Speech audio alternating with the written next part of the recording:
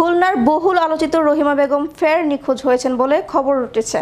গত 2 দিন ধরে তাকে পাওয়া যাচ্ছে না এমন গুজব সোমবার দিনব্যাপী খুলনায় ছড়িয়ে পড়ে।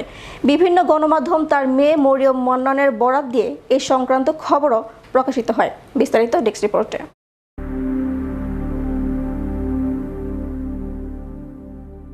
ফের 2 দিন ধরে পাওয়া যাচ্ছে না খুলনার আলোচিত রহিমা বেগমকে।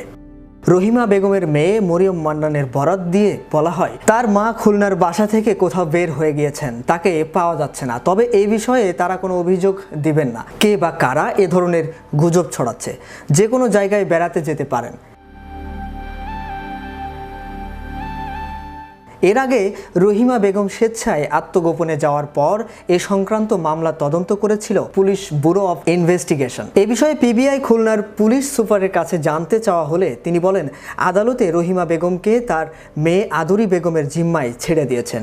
তিনি এখন কোথায় আছেন সেটি আমাদের দেখার বিষয় নয়। তার মেয়ে ও রহিমা বেগম কোথাও চলে গিয়েছেন কিনা এমন কোনো খবর আমাদের কাছে নেই।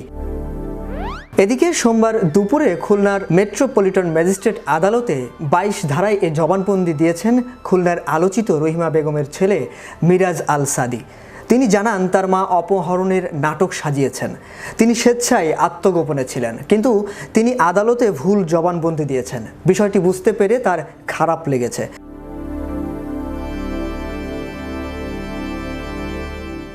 এ কারণে মিরাজ আল সাদি 22 ধারায় আদালতে জবানবন্দি দিতে চান। পরে মিরাজ আল সাদিকে আদালতে নেওয়া হলে জবানবন্দি দেন তিনি। জবানবন্দিতে তিনি একই বিষয় উল্লেখ করেন যে তার মা অপহরণ হননি, বরং স্বেচ্ছায় আত্মগোপনে ছিলেন। মায়ের এই আত্মগোপনের পেছনে তিনি কোনোভাবেই জড়িত নন বলে আদালতে জানিয়েছেন মিরাজ আল সাদি। তবে বারবার এমন নিখোঁজের সংবাদে জনমনে ব্যাপক সমালোচনার সৃষ্টি হচ্ছে।